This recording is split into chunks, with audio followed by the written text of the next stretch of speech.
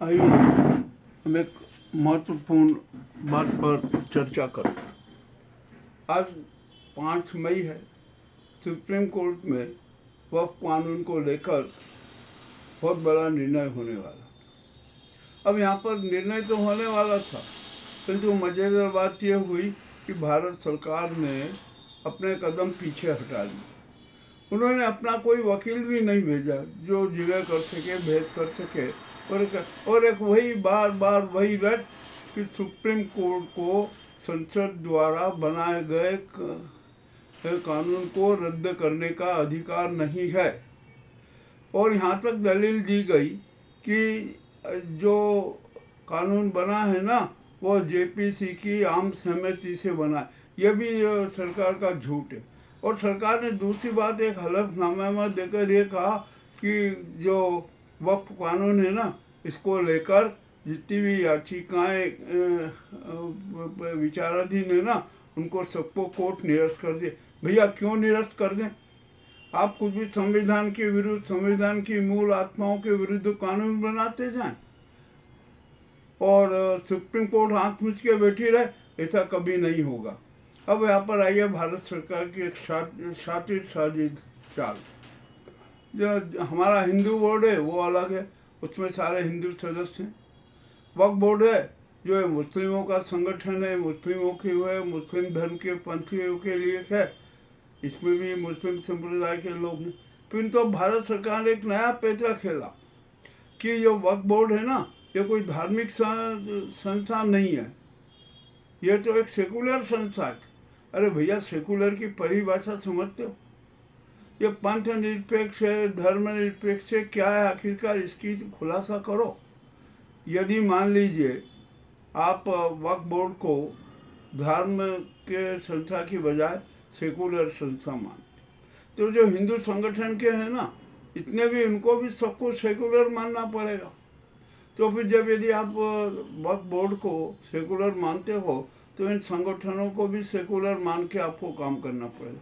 और उसमें उन संगठनों में भी है ना, सभी पंथों के सदस्यों की स्वीकृति को मान्य करना पड़ेगा। जिस तरह से आपने वक्फ बोर्ड को सेकुलर बोर्ड करके यहाँ पर गैर मुस्लिमों की भी एंट्री की। आखिर ऐसा क्यों होगा और कैसे होगा?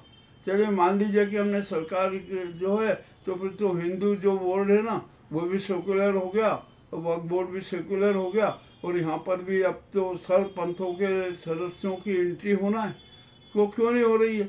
जो मंदिर हैं, ये जो हैं, ये इनमें सब में फिर तो सब सेकुलर हैं, तो उनके हिसाब में भी उनको यहाँ पर जो उनके संचालक मंडल है ना, उसमें सभी पंथों के लोगों को शरीक करना पड़ेगा।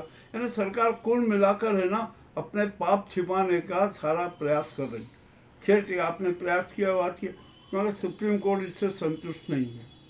सुप्रीम कोर्ट ने तो स्पष्ट कहा है कि संविधान के विरुद्ध यदि कौन सा भी कानून संसद पास करती है, तो वो का कानून वो बदलने का, उसमें हस्तक्षेप करने का सुप्रीम कोर्ट को अधिकार है। क्योंकि सुप्रीम कोर्ट का दायित्व है संविधान की रक्षा करना, संविधान की मूल भावना का रक्षा करना। अब ये मामला बड़ा पेचीदा हो गया। अरे ये तो एक शातिर षड्यंत्र था। जो बात आपने धनगर के मार्फत करवाई, उसी बात को आप कोर्ट में कह रहे हो। जो चिंटू है ना, निशिकांत दुबे, जो उसने बात कही वो आप बात करो। आपको संसद में, सुप्रीम कोर्ट में जाना था, स्पष्ट करना था कि नहीं नहीं ये ऐसा नहीं है, और आपको ऐसा शपथ पत्र या हलफनामा देना था कि अब जो हिंदू संगठन के भी इतने संस्था है ना, वो भी सेकुलर मानी जाएगी। परंतु आपने ऐसा नहीं किया, सिर्फ वक्फ बोर्ड को सेकुलर माना और अन्य जो हिंदू संगठन है उनको नहीं। तो ये आपकी यहाँ तो नीति और नियत में ही खोट होगी। अब यहाँ पर दायित्व आता है कि आखिरकार सुप्रीम कोर्ट क्या कर। अब तो यह मामला स्पष्ट हो गया कि वक्फ बोर्ड का जो कानून बना है, उसमें अनेक जो धाराएं हैं, जो प्रस्ताव है, जो ऊपर बनाए गए, नियम बनाए गए ना, वे संविधान की मूल आत्मा के विपरीत है। अब ये कानून पर जो रोक लगा दी गई, वो रोक स्थायी रूप से अभी लगी रहने दीजिए, और सारा मामला संविधान पीठ के सुपुर्द कर दीजिए। अब संविधान पीठ निर्णय कर लेगी ये मामला, अरे झूठ की भी हद होती है। आपने जेपीसी में किस प्रकार के प्रावधान दिए, आपने विपक्ष के सदस्यों की एक बात नहीं सुनी, एक बात नहीं मानी, और आप यहाँ पर कह दिया कि नहीं नहीं, जो वक्फ बोर्ड है ना वो सेकुलर धर्म की संस्था नहीं है। तो अभी तक इतने साल से आप सो रहे थे क्या? 10 साल से आप 2014 से सत्ता पे काबिज हैं, आपको घोषित करना था। और अब तो ये हो जाएगा कि जो इनका जो वक्फ बोर्ड सेंट्रल कमेटी है ना और स्टेट कमेटी है, उसमें भी गैर मुस्लिम लोग सदस्य होंगे। कर दीजिए आप। अब इसी तरीके से जो हिंदू संगठन है ना, हिंदू सर्वों के जो संस्थाएं वे भी सेकुलर हैं, उसमें भी अन्य संगठनों के प्रतिनिधि की जरूरत है, वो भी उसमें होना चाहिए। यानी सुप्रीम कोर्ट को है ना अधिकार है संविधान की रक्षा का। और मैं तो कहता हूँ कि जो सरकार कानून बनाती है ना, हर कानून की निगरानी, न्यायिक निगरानी होना बहुत जरूरी है। सुप्रीम कोर्ट जब उसको हरी झंडी दे देना कि हाँ इसमें संविधान के विरुद्ध कुछ नहीं है, पूरे संविधान के अनुसार है, वही वो जो बिल कानून रूप में माना जाए। अब यहाँ पर सवाल स्पष्ट हो गया। हम तो खुला कहते हैं कि जो सुप्रीम कोर्ट है ना उसकी न्यायिक निगरानी जरूरी है, और संविधान के विरुद्ध कौन सा भी बिल, क्या कौन सा भी बिल हो, वह कानून नहीं बन सकता। अब ये आज 5 में 4 सरकार बैकफुट पे आई है, वकील मत भेजिए, एक पक्षी निर्णय हो जाएगा। और एक पक्षी का पुनर्निरीक्षण याचिका दायर करेंगे, वो भी रद्द हो जाएगी।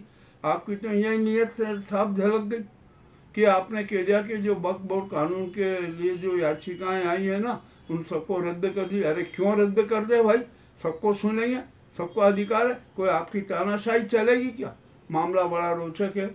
अब यहाँ पर सुप्रीम कोर्ट को ही एक निर्णय लेना और इस देश की जनता को भी निर्णय लेना कि जो ये नाजी गैंग है ना किस तरह के नाटक कर रही है, किस तरह के जनता को धोखा दे रही है। उसका तो एक ही लक्ष्य है कि किसी भी तरीके से देश में अशांति पैदा होती रहे, हिंदू मुस्लिम का विवाद चलता रहे, और इस देश में इनका जो लक्ष्य है ना कि देश में हिंदू और मुस्लिमों के बीच खूनी हिंसक के युद्ध, गृह युद्ध हो जाए।